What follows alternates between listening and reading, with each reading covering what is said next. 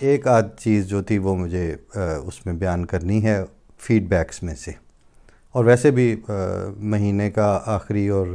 پہلا پروگرام جو ہوتا ہے اگلے مہینے کا وہ عموماً فیڈ بیکس اور کمنٹس پہ ہی ہوتا ہے۔ اتفاق سے اس دفعہ کمنٹس تھے بھی بہت زیادہ،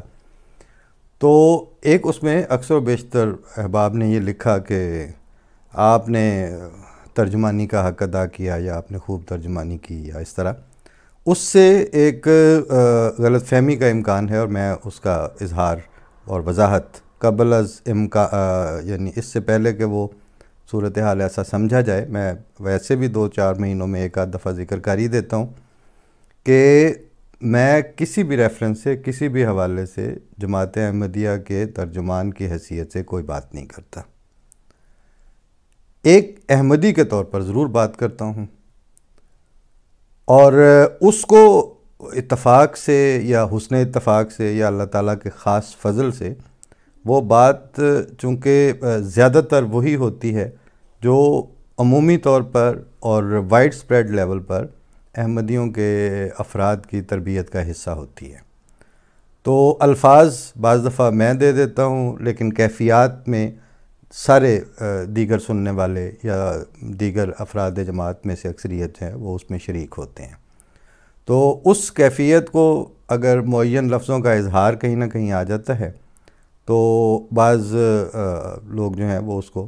ترجمانی یا آپ نے ہمارے دل کی آواز کا حق ادا کر، اس طرح کے الفاظ، مجھے ان میں سے یہ نعوذ باللہ میرا یہ مراد نہیں ہے کہ میں اپنے آپ کو کوئی ڈس ایسوسیٹ کر رہا ہوں، no I am very much out of that fold الحمدللہ،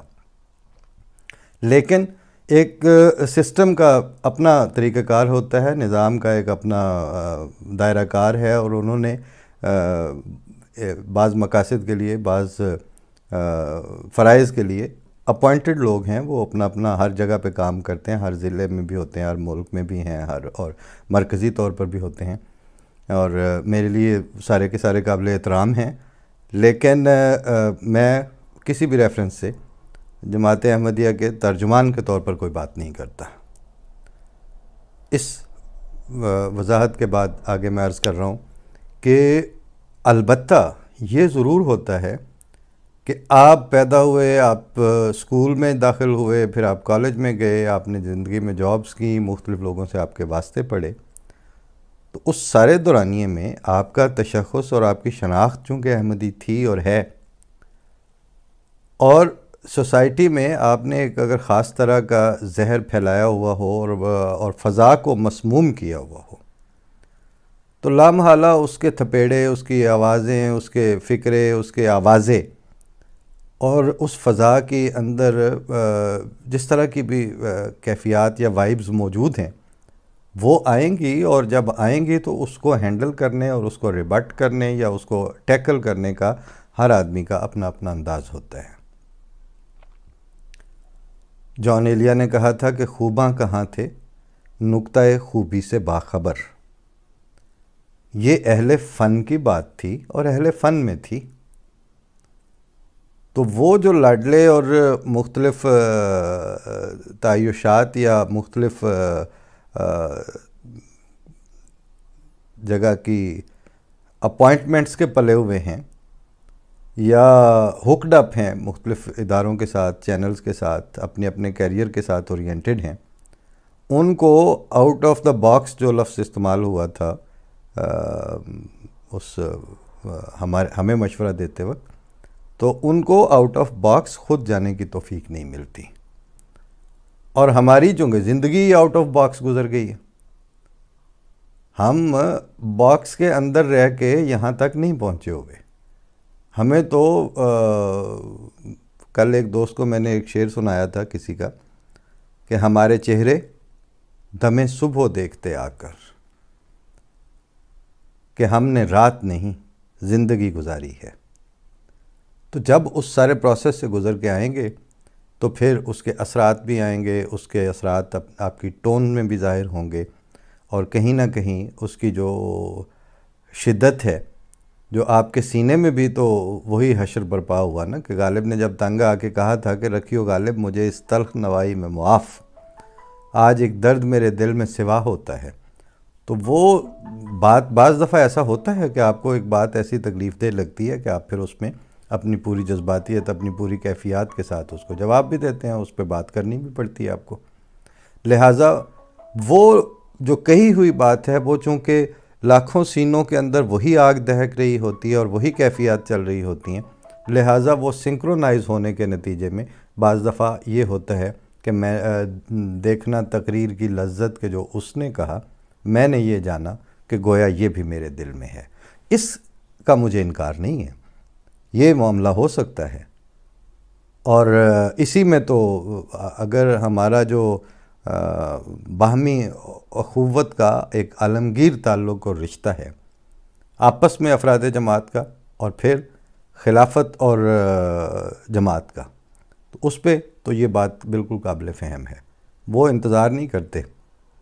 کہ یہ جو واقعہ ہوا ہے یا یہ جو بات ہوئی ہے اس میں اب ہم ویٹ کریں کہ کب. انتظامی طور پر انتظار کیا جا سکتا ہے، کیفیاتی اور جذباتی سطح پر اس کا انتظار نہیں ہوتا. البتہ جہاں ایک اشارہ ہو کہ نہیں یہاں پہ رکنا ہے اور یہاں پہ چلنا ہے، تو اس کو تو ساری جماعت دیکھ کے چلتی ہے، ہم بھی دیکھ کے چلیں گے. اسی میں تو زندگی گزری ہے. باقی جہاں تک ہے کہ آپ کا سوچنے کا نظام، آپ کس فیلڈ میں تھے، آپ نے کہاں کہاں سے کیا سیکھا، اور جو کچھ سیکھا اور جس طرح کے حالات سے گزرے، وہی کیفیات آپ کی گفتگو سے میں چھلکنے لگیں یا وہ اپنا اظہار کریں، اس کا انکار کوئی نہیں ہے. وہ تو جہاں جہاں سے ہو کے آئے ہوں گے، ان خطوں کے اور ان کیفیتوں کے اور ان موسموں کے اثرات آپ کی گفتگو کا حصہ بھی بنیں گے، آپ کے چہرے سے بھی نظر آئیں گے. تو اس عمومی وضاحت تھی یہ. میں نے کہا میں عرض کر دوں کہ یہ میرا اپنا ایک سوچنے کا انداز بھی ہے، ایک محسوس کرنے کا انداز بھی ہے. اور بات سارے جو ہیں وہ ایسے تو نہیں ہوتا کہ آپ کی چابیاں بھر بھر کے تو آپ نے چھوڑی ہوئی ہوتی ہیں اداروں نے یا افراد کمیونٹیز نے. زندہ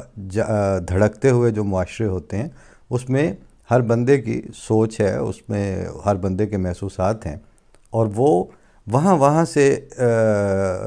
تحریک بھی پائیں گے اور انسپائر بھی ہوں گے اور رد عمل بھی دکھائیں گے اور عمل بھی کریں گے. ان پہ نہ کوئی پابندیاں ہیں اور نہ کوئی مادر پیدر آزادیاں ہیں. وہ خود ہی ایک انسان کے اندر آٹومیٹک سسٹم لگا ہوتا ہے، وہ اس کو بتا دیتا ہے کہ بس غلام رسولہ والا جملہ آپ لوگوں نے سنا ہوا ہوگا. تو ہمارے بزرگ استاد تھے مبارک عابد صاحب، انہوں نے ایک دفعہ میں مولانا غلام رسول راجے کی صاحب کی حیات قدسی میں سے یہ فقرہ اور یہ واقعہ سنایا. اور جب وہ پنجابی میں وہ جملہ انہوں نے لکھا ہوا بھی اسی میں اسی طرح تھا کہ بس غلام رسولہ، تو مبارک عابد صاحب نے ہمیں کہا کہ اور غلام رسول کا مطلب بھی یہی ہوتا ہے کہ جہاں ارشاد نبوی اور رسول کا فرمان آ جائے، اس کے بعد اپنے جذبات اور اپنی کیفیات ان کو یہی کہیں کہ بس و غلام رسولہ. یہ ایک حصہ تھا.